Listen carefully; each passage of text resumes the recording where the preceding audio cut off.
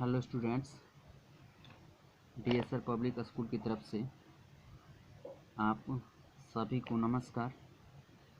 और आज हम लोग इस ऑनलाइन टीचिंग के सीरीज़ में क्लास 7 का लेसन इंग्लिश ग्रामर का फर्स्ट चैप्टर जो कि सेंटेंस है, उसी का हम लोग का छूटा हुआ था।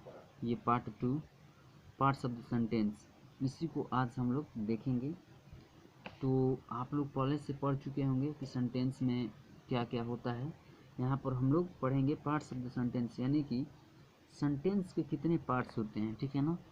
सेंटेंस को यदि आप डिवाइड कीजिएगा तो कितने पार्ट्स हो सकते हैं। देखिए, basically sentence can be divided into 2 parts, यानी कि मुख्य रूप से जो कोई भी सेंटेंस है वो 2 ही पार्ट्स में विभाजित हो सकता है। पहला पार्ट हो सकता है आपका सब्जेक्ट और दूसरा पार्ट हो सकता है आपका प्रेडिकेट। देखिए, सब्जेक्ट और प्रेडिकेट बहुत ही सिंपल है। सब्जेक्ट क्या होता है कि ए नाउन और pronoun that relates to the state of an action is called subject. यानी कि सब्जेक्ट एक नाउन होता है, नहीं तो प्रोनाउन होता है, और जो कि किससे संबंध रखता है, किससे संबंध स्थापित करता है, तो स्टेट से, किसी भी एक्शन के स्टेट से, यानी किसी भी एक्शन से उसका संबंध होता है, किसी भी एक्शन से उसका संबंध होता है। वैसे तो किसी सब्जेक्ट का एक्शन के साथ साथ दूसरे किसी चीज़ से भी संबंध होता है, लेकिन यहाँ पर आपको एक्शन से दिखाया गया कि एक्शन से उसका संबंध होना चाहिए, उसी को हम लोग सब्जेक्ट कहते हैं। सब्जेक्ट के बारे में आप लोग को और कुछ बातें जाननी आवश्यक है कि सब्जेक्ट जो होता है, सब्जेक्ट का हिंदी ही होता है कर्ता, यानी कि सब्जेक्ट का अर्थ ही होता है कर्ता। कर्ता मतलब करता, यानी कि वो कुछ भी कर रहा है तभी करता हुआ है। करने वाले को कर्ता कहते हैं। अब करने वाले को कर्ता कहते हैं, लेकिन क्या करने वाले को, कोई भी जो एक्शन होगा उसी को तो करेगा, वो एक्शन को ही करेगा ना। देखिए, all the family members are busy in shopping, यानी कि सभी जो फैमिली के मेम्बर्स हैं वो बिजी हैं किस चीज़ में, तो शॉपिंग में बिजी हैं। यहाँ पर यदि आपको नहीं समझ में आएगा, देखिए एक्शन क्या हो रहा है कि वे सभी बिजी हैं शॉपिंग की खरीदारी में, लेकिन कौन सभी बिजी हैं, कौन खरीदारी कर रहा है, तो यहाँ पर होगा ऑल द फैमिली मेम्बर्स ही खरीदारी कर रहे हैं ना। यानी कि ये सारे क्या हो गए, ये किसी एक्शन से संबंधित हो गए जो कि बिजी है शॉपिंग करने में, यही सब ऑल द फैमिली मेम्बर्स। यदि इससे नहीं समझ में आता है तो आप हु से क्वेश्चन कर सकते हैं, who are busy in shopping, कौन लोग हैं जो बिजी हैं, तो ऑल द फैमिली मेम्बर्स, ये हो जाएगा इसका आंसर। जैसे कि सिंपली आप हु या व्हाट से क्वेश्चन कीजिएगा तो हो जाएगा, सब्जेक्ट निकल जाएगा। The hopes of your people rest on you, the hopes of your people rest on you, यानी कि जितने भी आशाएँ हैं, शेष आशाएँ हैं लोगों की, वो आप ही पर हैं, आप ही पर शेष हैं। तो यहाँ पर क्या होगा, वाट रेस्ट ऑन यू, आप पर क्या शेष है, क्या शेष है आप पर, तो the hopes of your people, आपके लोगों की आशाएं आप पर शेष हैं। तीसरा, the baker bakes the cake in confectionery. देखिए यहाँ पर the baker bakes, baking, who bakes the cake in confectionery, तो यहाँ पर होगा द बेकर। इसी तरह सारा है। और प्रेडिकेट, और यहाँ पर लिखा है कि ऑल द एबव सेंटेंस है subject that are highlighted in the sentences, यहाँ पर 5 लिखा हुआ है।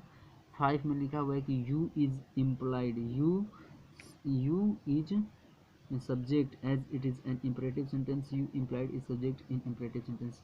कहने का मतलब है कि जितना भी ये ब्लू कलर का है हाईलाइटेड किया हुआ है, ये सारे के सारे सेंटेंस हैं, लेकिन 5 नंबर में यहाँ पर आपको यू इम्प्लाइड लिखा हुआ है, यानी कि उसमें छुपा तो है लेकिन उसको लिखा नहीं गया, उसको दिखाया दर्शाया नहीं गया है, तो यू इसमें छिपा हुआ रहता है। आप लोग आगे पढ़िएगा काइंड्स ऑफ सेंटेंसेस में, तो एक आता है इम्परेटिव सेंटेंस, एक इम्परेटिव सेंटेंस आता है। तो इम्परेटिव सेंटेंस में यू छुपा रहता है, तो उसी की बात कर रहे हैं यहाँ पर। तो हम लोग आगे पढ़ेंगे। यहाँ पर कुछ पॉइंट में लिखा हुआ है कि a subject can be in the form of 1 words और मोर देन 1 वर्ड, यानी कि देखिए एक सब्जेक्ट जो होता है वो एक वर्ड्स का भी हो सकता है और मोर देन 1 वर्ड्स का भी हो सकता है। देखिए यहाँ पर यू एक वर्ड का है, यहाँ पर सी एक वर्ड का है, यहाँ पर द बेकर एक से अधिक वर्ड का है, यहाँ पर एक से अधिक वर्ड का है, यहाँ पर एक से अधिक वर्ड का है। तो ये आप लोग तो जान ही गए कि हाँ ये हो सकता है, बिल्कुल इसमें कोई दिक्कत नहीं है।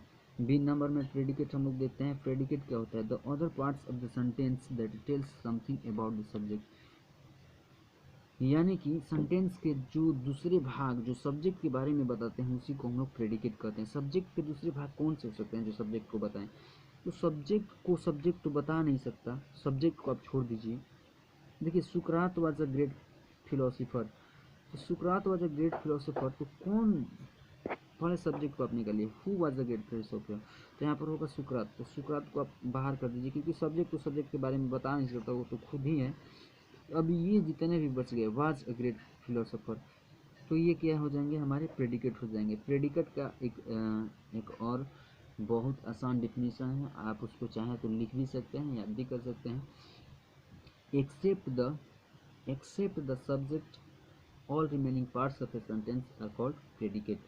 एक्सेप्ट द सब्जेक्ट का अर्थ होता है कि सब्जेक्ट को छोड़ दीजिए आप, और all remaining parts of a sentence का मतलब होता है कि जितने भी सब्जेक्ट को छोड़ने के बाद जितने भी सेंटेंस का हिस्सा बचा उसी को हम लोग प्रेडिकेट कहते हैं। सब्जेक्ट को छोड़ दीजिए, ये हिस्सा बच गया, इसको प्रेडिकेट हम बोल दिए। राजीव गांधी सब्जेक्ट है, इसको छोड़ दीजिए, जितना भी आया शुरू से लेकर अंत तक वो प्रेडिकेट हो गया। तीसरे नंबर में ईट को छोड़ दीजिए आप, इज रेनिंग हो गया, ये सारा का सारा प्रेडिकेट हो गया। The girl walking on the road fainted, यहाँ पर the girl walking on the road को आप छोड़ दीजिए, फेंटेड, यहाँ पर प्रेडिकेट हो गया।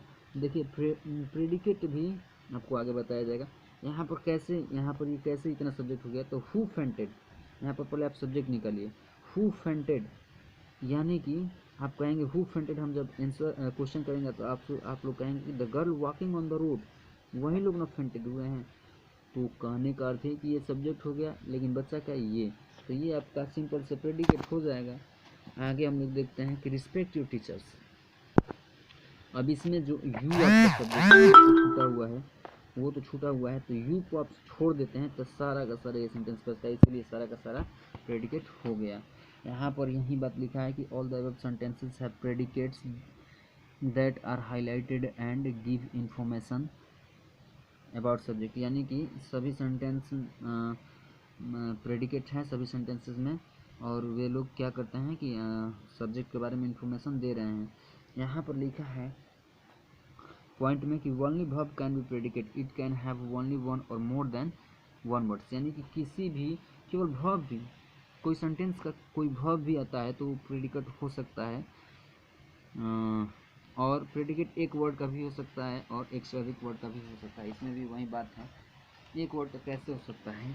आई रीड, मैं पढ़ता हूँ, आई रीड, मैं पढ़ता हूँ, तो आई तो हो गया सब्जेक्ट, सब्जेक्ट को आप छोड़ दीजिए, रीड बचा, तो देखिए रीड कितने वर्ड का है? एक ही वर्ड का है ना, तो ये ही कहने का इसका अर्थ है कि प्रेडिकेट जो भी है वो भी एक वर्ड का हो सकता है। और आगे हम लोग देखेंगे, आगे है काइंड्स ऑफ सेंटेंसेस, यानी कि सेंटेंसेस कितने प्रकार के होते हैं। तो यहाँ पर है basically there are 4 kinds of sentence, मुख्य रूप से सेंटेंस के 4 प्रकार होते हैं। पहला होता है असर्टिव और declarative sentence.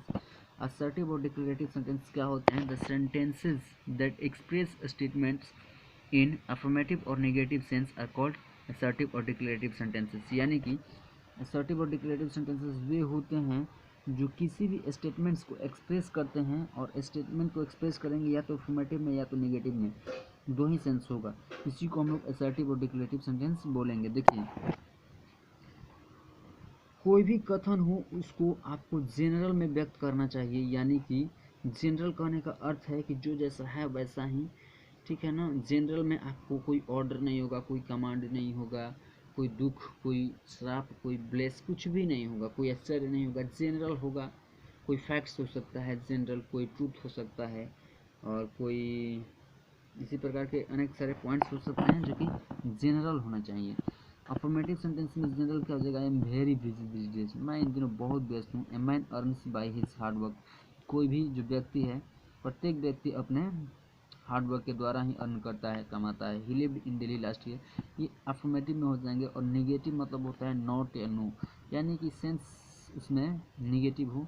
I am not busy this days, मैं अब यही है, मैं इन दिनों बिजी नहीं हूँ। A common man does not earn by his hard work, और एक जो सामान्य व्यक्ति है वो अपने हार्ड वर्क के द्वारा नहीं कमा पाता है। तो ये अफर्मेटिव और ये नेगेटिव।